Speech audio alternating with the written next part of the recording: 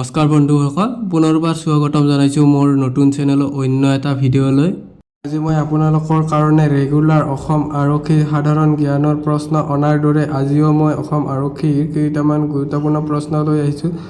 আপোনালোকে মোৰ ভিডিঅ'টো শেষলৈ চাব আৰু যিসকলে মোৰ চেনেলত নতুনকৈ আহিছে সেইসকলে চেনেলটো ছাবস্ক্ৰাইব কৰি বেল আইকনটো প্ৰেছ কৰি ৰাখিব।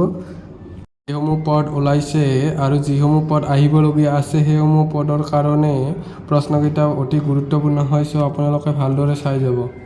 আজিৰ প্ৰথম প্ৰশ্ন, what is the name of the largest district in Assam by area? ক্ষেত্ৰফল অনুযায়ী অসমৰ আটাইতকৈ ডাঙৰ জিলাখনৰ নাম কি? অপশ্যন দিয়া আছে A Barpeta, B Karbi Anglong, C Sivasagar, D Dibrugarh. ইয়াৰে শুদ্ধ উত্তৰটো হ'ল বি কাৰ্বি আংলং। ক্ষেত্ৰফল অনুযায়ী অসমৰ আটাইতকৈ ডাঙৰ জিলাখন হ'ল কাৰ্বি আংলং। ২ নম্বৰ প্ৰশ্ন, অসমত বৰ্তমান মুঠ কিমানটা তেল শোধনাগাৰ আছে? ইয়াতে অপশ্যন দিয়া আছে এ 4টা, বি 5টা, চি 6টা, ডি 7টা। ইয়াৰে শুদ্ধ উত্তৰটো হ'ল এ 4টা। অসমত বৰ্তমান মুঠ 4টা তেল শোধনাগাৰ আছে। ৩ নম্বৰ প্ৰশ্ন, জাতিংগা গাঁওখন অসমৰ কোনখন জিলাত অৱস্থিত? ইয়াতে অপশ্যন দিয়া আছে A Dima Hasao, B Cachar, C Karimganj, D Karbi Anglong.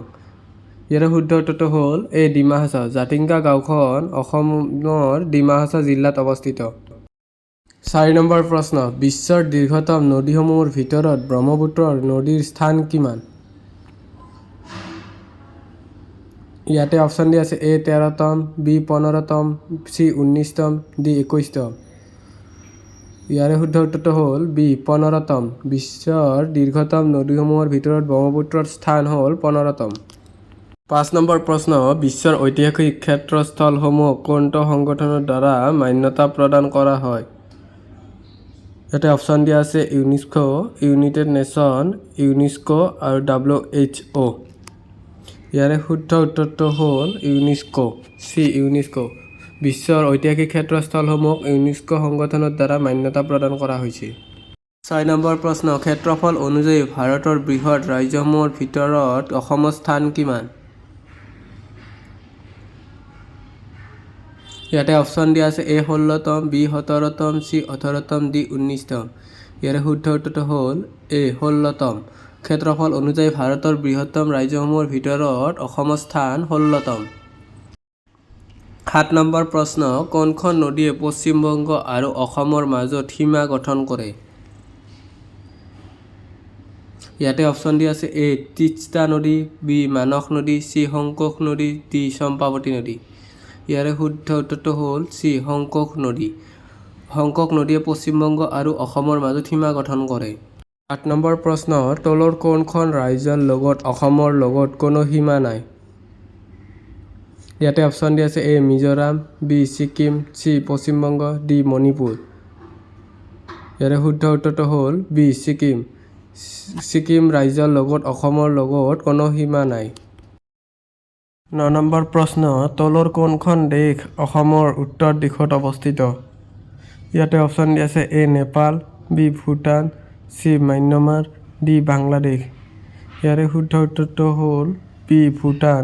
Bhutan দেশখন অসমৰ উত্তৰ দিশত অৱস্থিত। ১০ নম্বৰ প্ৰশ্ন, পানী দিহিং পক্ষী অভয়াৰণ্য অসমৰ কোনখন জিলাত অৱস্থিত? ইয়াতে অপশ্যন দিয়া আছে A Sivasagar, B Jorhat, C Golaghat, D Dhemaji. ইয়াৰে শুদ্ধ উত্তৰটো হ'ল এ শিৱসাগৰ। পানী দিহিং পক্ষী অভয়াৰণ্যখন অসমৰ শিৱসাগৰ জিলাত অৱস্থিত। ১১ নম্বৰ প্ৰশ্ন, মেডাম মে ফি উৎসৱ বছৰি কেতিয়া উদযাপন কৰা হয়? ইয়াতে অপশ্যন দিয়া আছে এ ৩১ জানুৱাৰী, বি ৩১ জুলাই, চি ৩১ আগষ্ট, ডি ৩১ ডিচেম্বৰ। ইয়াৰে শুদ্ধ উত্তৰটো হ'ল এ ৩১ জানুৱাৰী। ৩১ জানুৱাৰী মেডাম মে ফি উৎসৱটি উদযাপন কৰা হয়। ১২ নম্বৰ প্ৰশ্ন, কোনখন ৰাজ্যৰ শাসনকালত জয়সাগৰ পুখুৰী খনন কৰা হৈছিল? ইয়াৰে অপশ্যন দিয়া আছে এ ৰুদ্ৰসিংহ, বি গদাধৰ সিংহ, চি শিৱসিংহ, ডি ৰাজেশ্বৰ সিংহ। ইয়াৰে শুদ্ধ উত্তৰটো হ'ল এ ৰুদ্ৰসিংহ ৰুদ্ৰসিংহৰ শাসনকালত জয়সাগৰ পুখুৰী খনন কৰা হৈছিল। নম্বৰ প্ৰশ্ন কাৰ শাসনকালত চীন পৰিব্ৰাজক হিউৱেন চাঙে অসম আক্ৰমণ কৰিব আহিছিল? ইয়াতে অপশ্যন দিয়া আছে A Pushya Varman, B Bhaskar Varman, C Avanti Varman, D ওপৰৰ এটাও নহয়। ইয়াৰে শুদ্ধ উত্তৰটো হ'ল বি ভাস্কৰ বৰ্মন। ভাস্কৰ বৰ্মনৰ শাসনকালত চীন পৰিব্ৰাজক হিউৱেন চাঙে অসম আক্ৰমণ কৰিব আহিছিল। 14 নম্বৰ প্ৰশ্ন অসমৰ সৰ্বপ্ৰথম মহিলা মহকুমা পথিপতি কোন আছিল? ইয়াতে অপশ্যন দিয়া আছে A Suchibrata Roychowdhury, B Binod Sharma, C Renuka Bora, D Sabita Ghosh. ইয়াতে শুদ্ধ উত্তৰটো হ'ল এ সুচিব্ৰতা ৰায়চৌধুৰী। সুচিব্ৰতা ৰায়চৌধুৰী সৰ্বপ্ৰথমে মহিলা মহকুমাধি আছিল। আপোনালোকৰ লাষ্ট প্ৰশ্ন 15 কোনজন খেলুৱৈৰ জন্মদিনটোত অভিৰুচি ক্ৰীড়া দিৱস হিচাপে পালন কৰা হয়? A Hima Das, B Lovlina Borgohain, C Shiva Thapa, D Bhogeswar Baruah. ইয়াৰে শুদ্ধ উত্তৰটো হ'ল ডি ভোগেশ্বৰ বৰুৱা। ভোগেশ্বৰ বৰুৱাৰ জন্মদিনত অভিৰুচি ক্ৰীড়া দিৱস হিচাপে পালন কৰা হয়। আপোনালোকে প্ৰশ্নকেইটা ভালদৰে মনত ৰাখিব আৰু যিসকলে মোৰ ভিডিঅ'টো শেষলৈ চালে সেইসকলৰ মোৰ ফালৰ পৰা বহুত বহুত ধন্যবাদ। আৰু ভিডিঅ'টো কেনেকুৱা পালে তলত কমেণ্ট কৰি জনাব আৰু ভিডিঅ'টো ভাল পালে লাইক কৰিব আৰু যিসকলে নতুনকৈ চেনেলত আহিছে সেইসকলে চেনেলটো ছাবস্ক্ৰাইব কৰি বেল আইকনটো প্ৰেছ কৰি ৰাখিব। ধন্যবাদ।